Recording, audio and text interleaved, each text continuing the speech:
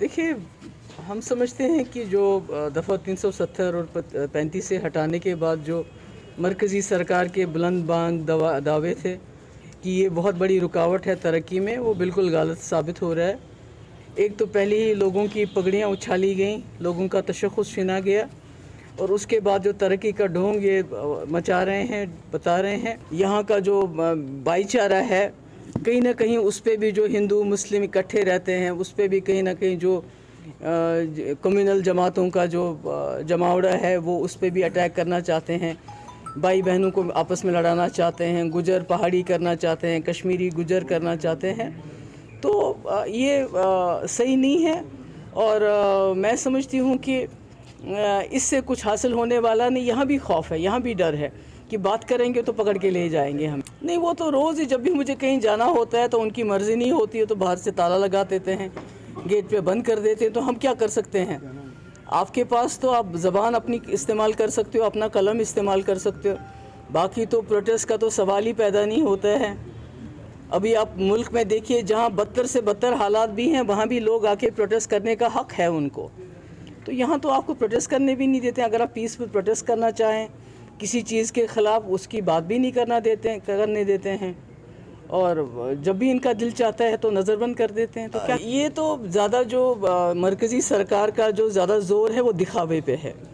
अभी देखिए, इन्होंने, अभी मैं कल पढ़ रही थी कि 2020 में हर रोज़ 2-2 करोड़ रुपए जो है ख़र्च होता है ये पोस्टर वगैरह बनाने के लिए, एडवर्टीज़मेंट। तो वो हज़ारों करोड़, कोई 2200 करोड़ रुपया ख़र्च होता है। तो ये तो इनकी एडवर्टीज़मेंट है यहाँ भेजना। और सबसे बड़ी बात तो ये है कि जब मिनिस्टर आते हैं, पार्लियामेंटेरियन आते हैं, उनको डिस्ट्रिक्ट्स में हर जगह लेके जाते हैं दिखाने के लिए, देखो यहाँ सब ठीक ठाक है।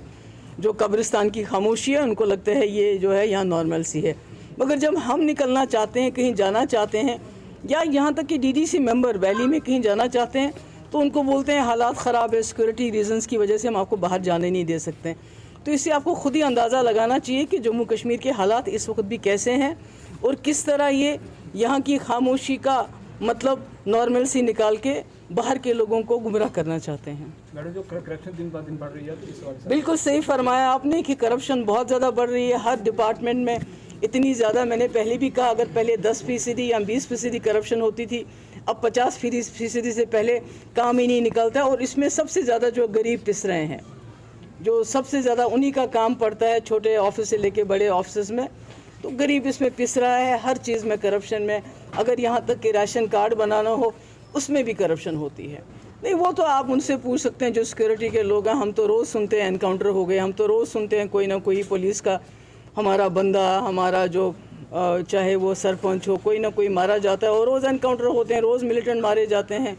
तो वो तो कितना कम हुआ है, कितना ज़्यादा हुआ है, तो सिक्योरिटी के लोग बता सकते हैं। मुझे बताओ, मेरे से पूछो कि यहाँ जम्मू कश्मीर के हालात क्या हैं, यहाँ कैसे लोगों का दम घुट रहा है, यहाँ किस तरह लोगों का जीना हराम करके रखा हो, यहाँ कितनी बेरोज़गारी है, बेकारी है। हमारे बॉर्डर के इलाकों में लोगों का क्या हाल है, 7 बजे उनका गेट बंद किया जाता है। जो हमारे बालाकोट, दूसरे इलाके हैं जहाँ मैं इंशाल्लाह अगली बार आके पूरा टूर करूँगी वहाँ का भी, तो उसके बारे में पूछो। तालिबान तो अफ़गानिस्तान में, वो अपना काम वहाँ कर रहे हैं, हमें अपना काम यहाँ करना चाहिए। Thank you so much.